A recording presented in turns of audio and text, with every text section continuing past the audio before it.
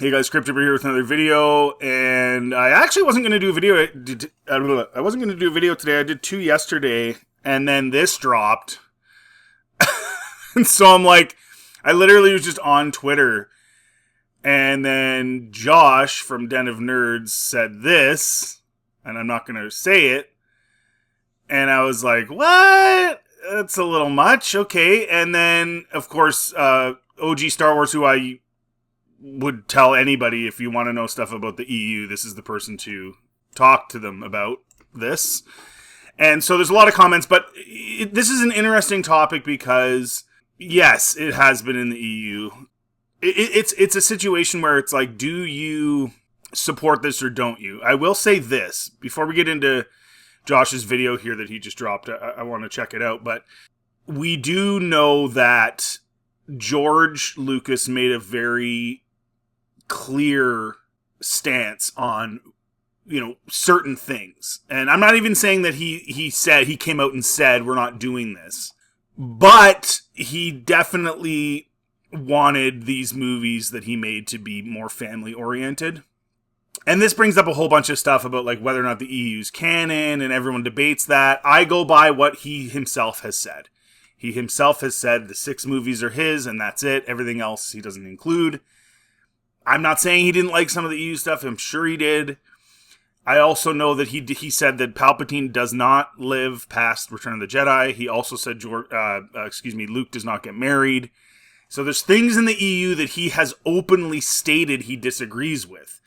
I would suggest that this is one of those things. I don't see a situation where I see George Lucas putting that into a Star Wars thing. Maybe I'm crazy. Maybe I'm wrong. Maybe I don't know enough. Maybe he has approved of that. I don't know. But it seems kind of weird to me. Okay, so let's get into this video with Josh. Okay, no fancy intro, no fancy edits on this video. This is a serious video. I was just tipped off to something that's going to happen in Andor Season 2, and it's so disgusting to me that I had to jump in here and make this video. I'm making this video to tell you guys what they're going to do, what they're about to do to Star Wars. Like, I'm legitimately trying to cause an uproar about this because this should not be in Star Wars. And I'm hoping that if this video gets enough attention, if this issue gets enough attention, Disney will listen and they will remove this from Andor Season 2. We still technically have time before this season comes out. This should not. So he's like really upset. I don't know. I think Andor is, you guys know this about me, man. I think Andor is a really slow moving, kind of a pointless show. Like, it had some cool stuff, like the first season, don't get me wrong. And there's a few things I did like about it, but generally speaking, it's not very good. Like, I don't understand the hype at all. I really don't. So the fact that he's getting so mad, to me, is kind of funny in a way. But anyways, let's just do whatever. Not be in the show. It should not be in Star Wars. And the thing is, this is an incredibly uncomfortable thing to even talk about here on YouTube. In fact, I can't even say the word. I can't even say the word of the thing that is going to be in Andor Season 2. Small side note here, but he's actually right about that. You can't really say that on YouTube. That's why everybody says grapes and stuff, or corn, right? I'm a fan of Ab and Preach, and they always say those words in a different way. Because if you say them on YouTube, I don't know exactly what happens. I don't know if the algorithm just ignores you or what happens, but I just know a lot of really prominent people on YouTube don't say the word officially because of the fact that something negative happens. I don't know what it is. Let me know in the comment section. I literally don't know. There's a whole bunch of terms and phrases and things that if you say in a YouTube video, the almighty algorithm will catch it and they'll flag your video, sometimes crushing the viewership of the video. Sometimes it can get you into trouble. You can be sort of shadow banned, all sorts of stuff. Oh, okay, so yeah. So it's the algorithm. Okay, whatever. What Kathleen Kennedy and Tony Gilroy are about to put into Season 2 of Andor is one of those words. Okay? It rhymes with late and grape and date. Josh, it doesn't rhyme with late or date. Okay, anyways, I know what he's saying, but I don't know why he used two completely wrong words there, but It whatever. is one of the most heinous acts a human being can perpetrate on another human being. Now, I want to give you the full context, at least as far as I understand it, of what the scene will be like, how this is handled. But that thing, that act, that word, that concept is being brought into Star Wars. Okay, so is it going to be Mon Mothma's daughter, who's she pimped out, who's basically being forced to marry this guy? Is that what's going to happen? Is that who it's going to be? I mean, that would make the most sense, I think, right? I want to take a second here to explain why that's so ridiculous. I've got a list pulled up here of all the times George Lucas has talked about how Star Wars is a fairy tale and it's for young people. In 1983, during a story meeting with Return of the Jedi co-writer Lawrence Kasdan, he suggested a darker ending. This was Luke turning evil or dying. Lucas pushed back, explicitly reminding everyone of the target audience. He said, "No, no, no. Come on. This is for kids. This is a fairy tale. You want everybody to live happily ever after and nothing bad happens to anybody." In 1999... Now, I'm glad he quoted that, because that's going back. I've had the stance that he kind of said it was for kids after The Phantom Menace, which is most of the quotes I saw, because people thought The Phantom Menace was very childish. Having said that, the OT is not super, super childish. But I just don't see any situation where George Lucas would put this in Star Wars. Regardless of the EU, I just don't see it ever happening. I don't. And I think Andor is a drama with a Star Wars skin. So I'm not even really surprised by this. Like, Josh is super worked up. To me, it's a drama show. It's their attempt to be like Game of Thrones, even though it's not as good as Game of Thrones. That's what they're attempting to do, a show similar to Game of Thrones, with the long monologues and big scenes with dialogue and dragging it out. It's just not as good. It's not as well written, so it's not as compelling. But it doesn't feel like Star Wars when you watch it. And that's why I don't understand why everyone's getting worked up about this. Like, I'm not surprised they would do something like this. Of course not. It's a drama show with a Star Wars skin. That's what it is. And some of the stuff in the EU, you could make the argument is similar, where it doesn't feel super Star Warsy. And I'm not even talking about the grape stuff. I'm just saying in general, there is some stuff in there that doesn't feel super Star Warsy. And it's okay to say that. That doesn't mean it's all bad or all good. It just is what it is. In an interview with the BBC, Lucas said this: "The movies are for children, even if some older and opinionated fans don't want to admit that." In that same year, in an interview with Starlog magazine, Now, this is in 99. This is after The Phantom Menace came out. So the first quote he said, I had never heard that before. But he was very vocal after people criticized The Phantom Menace for being too childish, about how it's all for kids. I have kids. None of them think Jar Jar is cool. But anyways. Said this: "When I did the other films, I said, yeah, this is for 12-year-olds. People forget what the movies actually are. Star Wars is for 12 or 13-year-olds. In 2005, in an interview with the Boston Globe, Lucas said this: "The original film was designed to allow young people to think outside the box. It was designed for 12-year-olds, adolescents, kids who were starting to think outside of the box anyways, as a part of saying, let your fantasies run free because this is the time to do it." That was one of the original purposes of Star Wars. And in 2017, at Star Wars Celebration, I watched George Lucas say the same thing with my own eyes. And in fact, you can find that clipped out on YouTube. He came out and said, "They don't like it when I say this, but it is for 12-year-olds. Now, you might not agree with that. Now, again, he said that after Phantom Menace came out and people were ticked off. 12-year-olds are not understanding the dynamic between Leia and Han and what went on in Empire and what went on in Jedi with them. There are things in there that appeal to older people. I didn't fully get their dynamic and what was really going on until I was a bit older. Having said that, I still loved those movies when I was a kid, but the idea that they are just strictly appealing to kids, I get where he's coming from, because there are certain lines that, as I said earlier, I don't think George would cross because of the fact that he's appealing to what I would say is family-oriented entertainment. So I do think this is pretty stupid, but to say that it's outright for 12-year-olds, you look at some of that stuff in the original trilogy. Leia's a slave, half naked, chained to Jabba. It's not super kiddish, right? Like even in the Clone Wars, you had Mace Windu chopping heads off and stuff. So as much as I love George Lucas, some of the stuff he says is a little bit, not exactly the standard that most people would expect from a show for a 12-year-old per se, but whatever. In fact, as George noted in one of those interviews, there are a lot of opinionated fans that don't agree with that, and that's absolutely fine. But I do agree with it. I think Star Wars is modern mythology. I think it's for families. I think it's for young people. I think that's what it is. I'm really upset about this. I'm very emotional about this. And if you're somebody out there that has somebody close to you in your life that has gone through these kind of experiences, maybe you're getting really hot about this too. It's a super triggering, very personal thing for people. But even beyond that, I just don't understand doing this for the brand of Star Wars. And I was having a conversation with... I'm not really sure what the point of it is either. Why would you do this? That to me is really weird.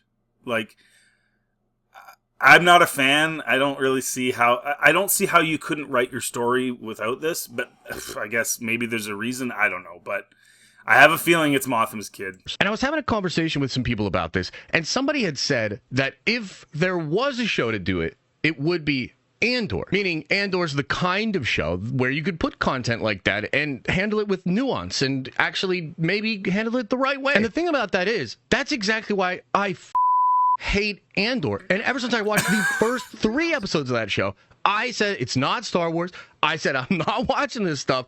And part of why is rooted in this exact thing. The very fact that that show exists in a universe and has a tone that would allow this graphic, mature, just triggering content to be in a children's brand. It's not, though. Again, I don't know why it took these guys so long to clue in. It's literally their attempt at Game of Thrones. I've said this a million times.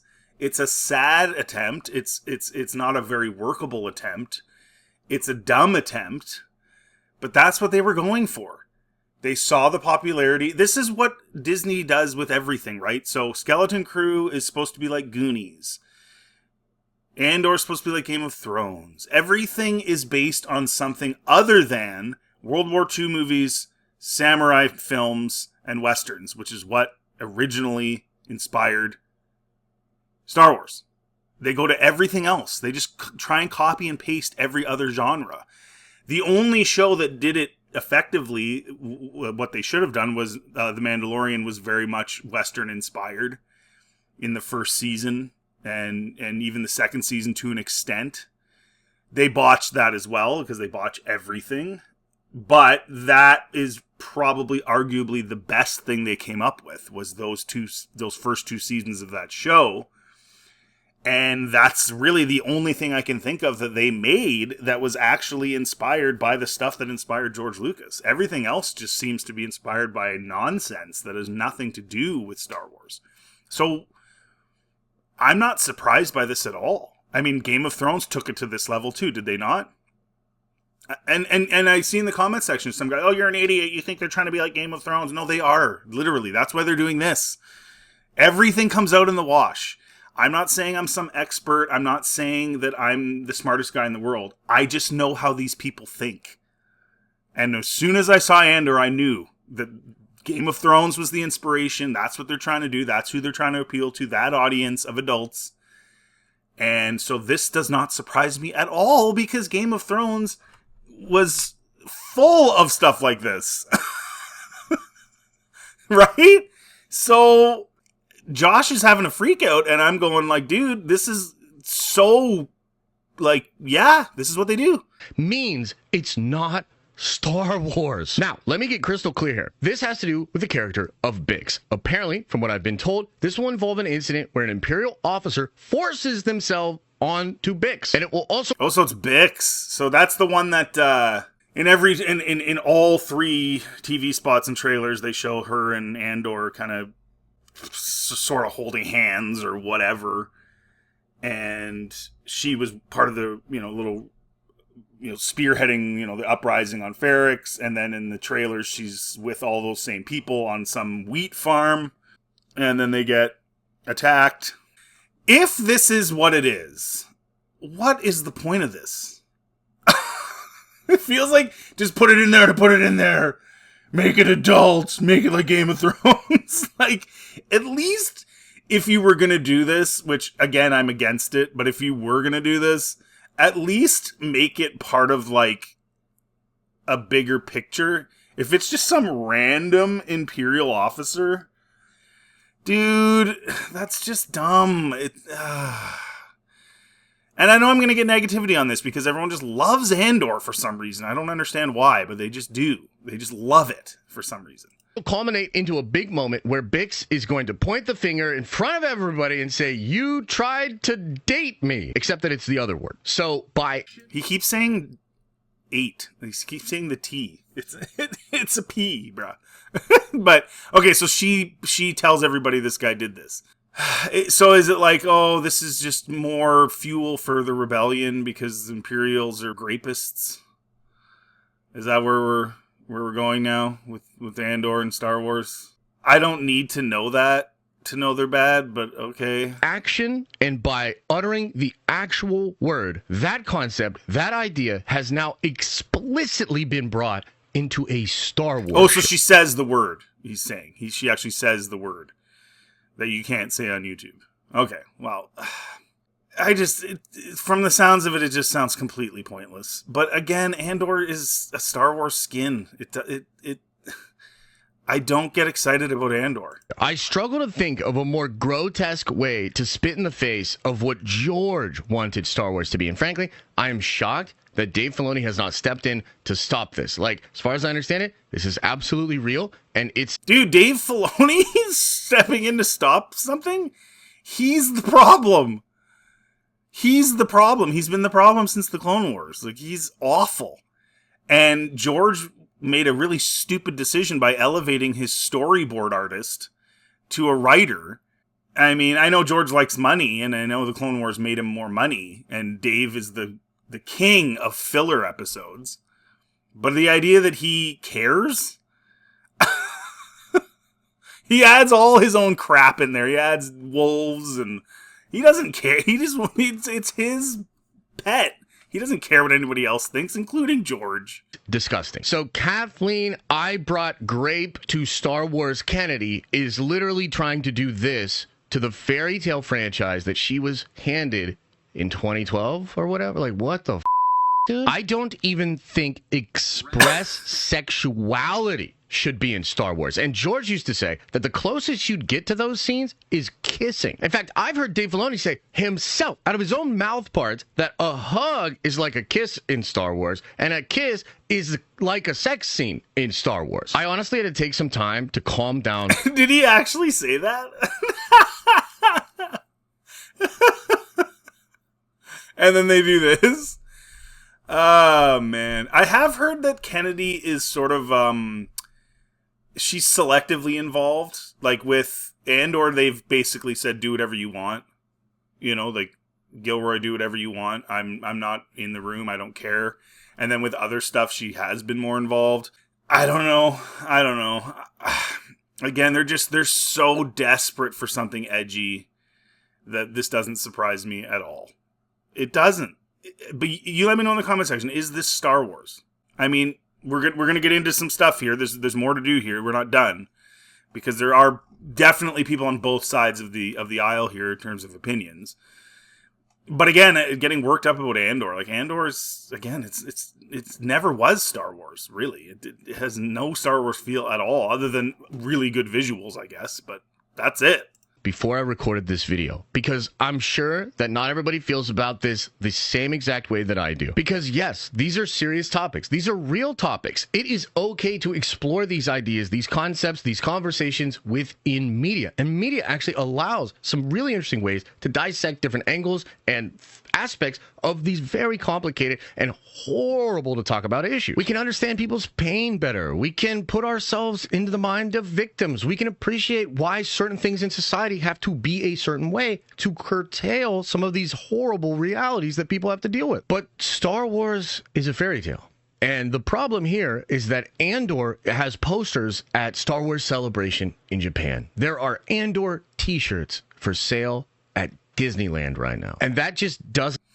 I will say, I do think that this sort of rush to the bottom that's happening with not just Star Wars, but with a lot of brands is pretty crappy, where they are taking issues that we deal with in the real world and just inserting them into fantasy and into what we used to say is an escape. Now it seems to be more of a reminder rather than an escape. And again, to me, it all starts off with Martin and Game of Thrones and the gray area and the massive amount of success that show and those books have. I think that entertainment in general has been reflecting that since. It just, you look at the last 10 years, 15 years, that's all anyone does anymore. Every drama show, everything's a reflection of the garbage in our society. And I believe that's where it really was spearheaded. It didn't start there, but I think that was so successful that every studio has tried to emulate that. Doesn't sit right with me. I don't know, man. This feels really gross. This feels sinister. It feels like something really sacred. Like, Star Wars is not just some franchise. I mean, George has talked a lot. Dude, Star Wars is long gone, bro. I've said this a million times. The only way forward, if you want it to be legit like it used to be, somebody needs to buy it and then literally decanonize everything Disney did. Throw it all in the garbage. Who's going to do that? Who's going to do that? Is Elon Musk going to buy it? Right? Like, that's what people say. Dude, it's trash. Like, what do you expect? And again, I know everyone thinks Andor's a good show, but Star Wars in general as a brand is in the toilet. Like, let's be honest here. Like, it's a shadow of its former self. Of course, that all started with the sequel trilogy, particularly The Last Jedi was where it really, started circling the bowl. But it's been pretty much crap. Like, I think this guy's been a little more positive than some, maybe. I haven't watched a lot of his videos. The ones I have watched, he's gung-ho and he's in there. But, dude, they killed it a long time ago, bro. About the mythological aspects, the Joseph Campbell hero's journey stuff that's in there. There's something about Star Wars that connects with us on some deep spiritual level. It resonates. And to have that franchise do some postmodern, elevated genre Andy Sorkin show that's so outside of the scope of what Star Wars is, and then that show introduces some of the most horrific and serious and mature content imaginable. It just doesn't sit right with me. That's not what Star Wars should be. I cannot believe this is happening. So there you have it. I don't really have a cool outro either. If you are upset about this like I am, you need to share this video. You need to go tell your friends, your family, your grandma, your grandpa, your uncle that introduced you to Star Wars. You need to tell him that Kathleen Kennedy's about... Well, to be fair, Josh, I won't be sharing this video with my children because you are dropping F-bombs like crazy, but... Kennedy's about to do this, and we need to stop it. We need to stop it. Okay, so he's really worked up. As I've said, I never viewed Andor as really... I don't view anything Disney does as legitimate Star Wars. So, to me, this is a natural progression. Okay, so he said this show's about to introduce in Star Wars, so there's that. And then OG, who's extremely knowledgeable in the EU, like, she knows a lot of stuff. She says that act has already been introduced pre-Disney. Boba's wife was, by his boss, Tank, Luke's friend, stopped a fellow Imperial from, Trego with Rasha. Yeah, and again, I mean, so was Leia, right? Essentially. I mean, but of course, George would never actually show it, right? Like, there's an implication so that the adults in the room kind of get what's going on, but it's not shown, I guess, Jabba gave Leia to Boba Fett the night before they went to the Sarlacc pit. Yeah, I mean, you know, so this brings up a huge question for you guys. Is like, where do you draw the line? How much of the EU do you believe is appropriate or should be considered canon or a part of Star Wars? And where's your line in the sand? For me, at least, I don't think George would have ever put this type of a scene in Star Wars. He might have implied some stuff, but he would never have put this type of a scene. I don't think. Maybe I'm wrong. Maybe Josh is wrong too. I don't know, but I don't think he would have. And again, to me, this is just the natural progression of the modern, you know, moral relativist Hollywood situation right now, where even things that were for children or younger people or for families, they will do things to adultize them. We do that with everything in society. We don't protect kids at all. We adultize them with everything now.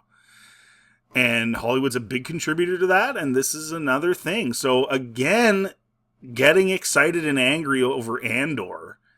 Andor is not Star Wars in my opinion. It is a drama with a Star Wars skin. This is just the natural progression. This confirms it for me.